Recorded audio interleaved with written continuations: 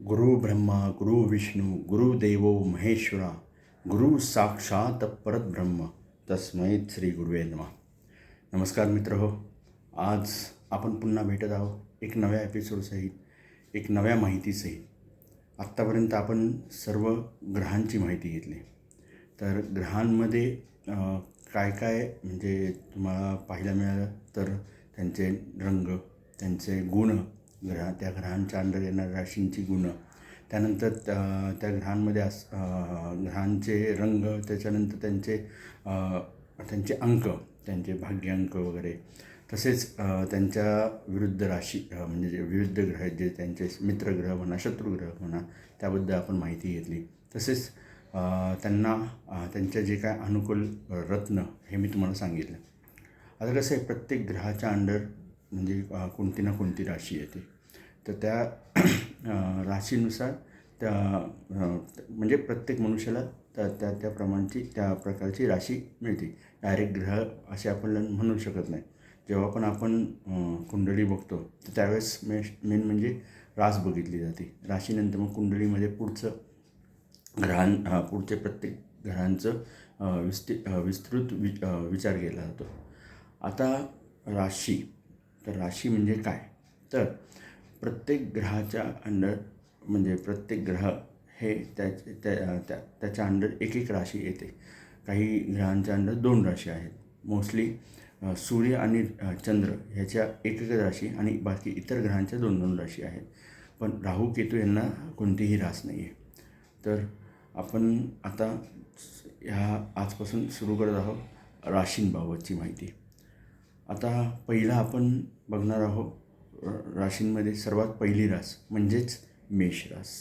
मेष रास नाव ऐकूनच तुम्हाला कळलं असेल मेष रास म्हणजे काय. तर मेषेचा वर्णन जर आपण करायला गेलो तर मेष राशीचा जे चिन्ह आहे ते म्हणजे मेंढा. आता मेंढा म्हटला तर काय, तर मेंढा म्हटला तर जो बकरीमध्ये म्हणजे आपण मेंढा जो आपण बघितला आहे तर तो कसा आहे, एकदम धडक वृत्तीचा. तो सरळ कधी जाणार नाही. तर त्याच्या जर कोणी नादाला लागलं, त्या मेंढ्याला कोणी छेडलं तर ते तो डोक्याने त्याला धडक देऊन त्याला उडून टाकतो. तो बघत नाही की ते समोरचे भिंत आहे का तो माणूस आहे का कुठलं मोठं वाहन आहे, जाऊन ते धडकतं. अशामध्ये त्याचं एकतर तो विजय होतो. म्हणजे जर तो माणूस असेल तर तो उडला जाईल, पण जर ती वस्तू भिंत असेल किंवा कुठलं मोठं वाहन असेल तर तो डायरेक्ट मेंढा मृत्यू पावेल. सांगायचा उद्देश काय, तर मेष रास जी आहे ती थोडी याच प्रकारची आहे. मेष राशीचा मनुष्य जो आहे तो एकदम अत्यंत करम डोक्याचा पहिलं म्हणजे. पण त्याच्या आधी मला एक सांगायचं राहिलं. मेषरास जी आहे तर त्याच्यामध्ये सुद्धा 3 नक्षत्रांवर मेषरास येते. आता प्रत्येक राशीचे जे आहे तर 3 असे नक्षत्र आहेत. टोटल नक्षत्र जे आहेत ते 27 नक्षत्र आहे. पण प्रत्येक राशीत 2 नक्षत्र फिक्स आहेत आणि एक जे आहे तर पुढच्या राशीच्या जे नक्षत्र आहेत त्याचा अर्धा पार्ट म्हणजे 4 पार्ट जे असतात म्हणजे त्याला आपण म्हणतो चरण. तर त्या चरणांमधलं एक चरण हे आदल्या राशीचं आहे. तसंच मेषेसमध्ये सुद्धा पहिलं अश्विनी नक्षत्र, भरणी नक्षत्र आणि कृतिका नक्षत्र. अश्विनी नक्षत्र पूर्ण आहे म्हणजे त्याचे 4 चरण आहेत. भरणी नक्षत्राचे सुद्धा पूर्ण 4 चरण आहेत. पण कृतिका नक्षत्राचं फक्त एकच चरण म्हणजे पहिलं चरण जे आहे ते मेष राशीचं येतं. मेष राशीमध्ये जे आहे तर आता तुम्हाला मी त्याचं वर्णन सांगतो म्हणजे मेष राशीच्या व्यक्तींचं. तर मगाशी मी बोललो त्यानुसार मेष राशीचं सुद्धा जे व्यक्ती आहेत तर ते मेंढ्याप्रमाणेच असतात. अत्यंत कर्तबगार असतात. फक्त एवढंच एक कर्म डोक्याचे असतात. विचार करत नाही की समोरचा व्यक्ती जो आहे तो कसा आहे. डायरेक्ट जाऊन धडकणार म्हणजेच काय, डायरेक्ट त्याच्याशी एकतर गोळी म्हणजे बोलणार तर असं सडतोड बोलणार, नाहीतर मग एकदमच त्याला उडून टाकणार, त्याला जास्त वेळ थांबवणार नाही. त्यांचं कसं स्वभाव आहे की बाबा मी जे सांगतो आहे त्याप्रमाणेच ऐका, मी जे सांगतो आहे ते खरंच सांगतो आहे, मी कुठलीही गोष्ट खोटं सांगत नाही, अशा टाईपमध्ये आहे ते. अत्यंत कर्तबगार असतात. प्रयत्नांवर ते फार विश्वास ठेवत. म्हणजे नाही का, आपण कसे आशा लावून असतो की देव येईल, देव हे करेल, देवाची कृपा. पण तसं नाही, हे प्रयत्नांना महत्त्व देतात. आम्ही देव करेल तेव्हा करेल, पण मी आधी माझ्या प्रयत्नांनी ते करून दाखवणार, अशा टाईपचे असतात. फार गरम डोक्याचे असतात. विचार करत नाही की आपण योग्य करतो का अयोग्य. मेषेत जर तुमचं मंगळ अति उच्च असेल, आपण उच्च स्थानात असेल, तर ते हे एकदमच उच्च पदावर असतात. म्हणजे उच्च पदावर म्हटल्यावर तर पोलीस, लष्कर किंवा गव्हर्मेंट नोकरीमध्ये उच्च पदावर असतात ही लोकं. म्हणजे काय म्हणतात त्याला, म्हणजे फारच म्हणजे ह्यांच्यानुसारच सर्व काय होईल अशा म्हणजे ह्यांच्या निर्णय एकदम योग्य असल्यामुळं ह्यांच्या पद्धतीनेच सर्व काय होतं. धडाडीचे असतात, अत्यंत प्रयत्नवादी. कितीही सांगा तेवढं काम आम्ही करून दाखवू, कितीही तुम्ही काय दिले ते संपूर्णच ते आम्ही म्हणजे नाही का, एखाद्या जॉबमध्ये असेल एखादा हा मेषेचा व्यक्ती, तर तो इतका काम, म्हणजे इतर राशीचे जर व्यक्ती बघितले तर ते तेवढे कामात हे नसणार. म्हणजे नाही का, शॉर्टकट मारून काम उरकून निघून जाणार किंवा पटकन काम उरकणार. पण हे मेषेचे नाही. मेषेचे एकदम सखोल जाऊन, पूर्ण एकदम पार तळाला जाऊन त्या कामाचा म्हणजे संपूर्णच घरी जाणं, अशा टाईपचे असतात. म्हणजे ह्यांना शॉर्टकट जास्ती करून आवडत नाही. हे पूर्ण आहे त्या रिदमनी जाणार, काम संपवणार आणि निघून जाणार, अशा टाईपमध्ये. ही रास जी आहे, पुरुष रास आहे ही मेष रास, अग्नितत्वाची रास आहे. त्यामुळे ह्यांचं कसं आहे, सदैव गरम, तापमान ह्यांचं म्हणजे नेहमी गरमच असणार. हे शांत डोक्याने कधीच मोस्टली विचार करणार नाही, फक्त गरम. ह्यांना काय, दे धडक बेधडक अशा टाईपची ही लोकं असतात. ह्यांचं बोलणं पण असतं ना, एकदम परखड असतं. म्हणजे परखड म्हणजे विचार नाही करणार दुसऱ्याला लागेल का नाही लागेल या पद्धतीचं. सडेतोडं बोलणार, तोंडावर बोलणार, मागून बोलणार नाही, अशा टाईपची ही लोकं असतात. विचारसुद्धा यांचे फार उच्च असतात. म्हणजे हे असे खालचे छोटे विचार नाही करणार, हे फार मोठे विचार करणार. आपल्याला पाहिजे खाणार तर तुपाशी नाही तर उपाशी, या टाईपची ही लोकं असतात. फार म्हणजे हे बुद्धिमान तर असतात, पण काही वेळेस कसं होतं, ह्यांची बुद्धी जर मंगळ खराब असेल तर ह्यांची बुद्धी पार एकदम खालच्या ह्याचे पण विचार करतात. म्हणजे ही लोकं, जसे मी तुम्हाला म्हटलं, उच्च पदावर गव्हर्मेंट जॉबमध्ये किंवा लष्करामध्ये किंवा पोलीस अधिकारी वगैरे ह्या ह्याच्यात असतील, तर ही लोकं जर मंगळ यांचा खराब असेल किंवा इतर चांगले शुभग्रह जर अरिष्ट घरात बसले असतील, तर ही लोकं गुंडसुद्धा होऊ शकतात. ही लोकं म्हणजे फार मोठे गुंड आणि व्यसनाधीनसुद्धा ही होऊ शकतात. बोलताना हे विचार करत नाही, त्यामुळे ही गुन्हेगारी प्रवृत्तीमध्ये सुद्धा जाऊ शकतात. हे लोकं म्हणजे वकीलसुद्धा होऊ शकतात. वकिली क्षेत्रात पण ह्यांचा हातखंडा चांगला असतो. तसेच ही जर पुरुष तत्वावर ही रास असल्यामुळं यांच्यात सगळे पुरुषी गुण, धडाडी वृत्ती, परखडपणा, समोर दे धडक बेधडक बोलणं, वागणं, या टाईपचे असल्यामुळं जर हीच व्यक्ती जर स्त्रींच्या ह्याच्यात पडली, पुरुषांना हे सगळंच आहे गुण चांगले आहेत म्हणजे एका पुरुष वृत्तीला. पण ही जर स्त्री याच्यात पडली, तर स्त्रीसुद्धा पुरुषांप्रमाणे घोगरा आवाज यांचा असतो.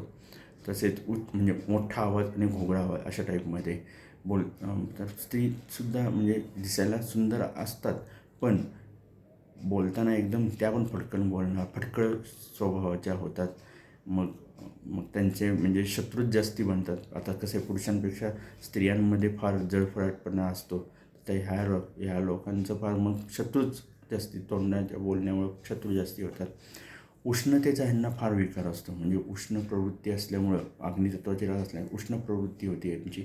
मग उष्णतेचे विकार, मग पित्त, त्याच्यानंतर पित्त होणे, तसेच रागीटपणा, जास्ती चिडचिडपणा होणे, तसेच हार्टचा त्रास, BP ह्यासारखे, डोळ्यांचा त्रास ह्यासारखे ह्यांना हे असतात, रोग होतात. तसेच ह्यांचं डोकं जे आहे, डोक्याचे विकारसुद्धा ह्यांना जास्ती करून असतात. ह्यांना जास्ती म्हणजे नाही का, असं लाडीगोळी आवडत नाही. जे काय आहे सरळ बोल, स्पष्ट बोल, हळूहळू काम करणं, हळूहळू बोलणं हे ह्यांना वाटत नाही. जोरात बोल, समोर पण स्पष्ट बोल, मोठ्याने बोल, अशा टाईपमध्ये हे असतात. त्यामुळं ही लोकं जी असतात एकदम हाय पॉवर, हाय इंटेन्सिटीचे असतात. आणि हे कॉर्पोरेट सेक्टरमध्ये जर बघितलं तर ही लोकं HR मॅनेजमेंट क्षेत्रात ही जास्ती तुम्हाला सापडतील. कारण का ह्यांना म्हणजे एकदम ह्यांच्या अंडरच लोकं पाहिजे अशा टाईपची ही असतात.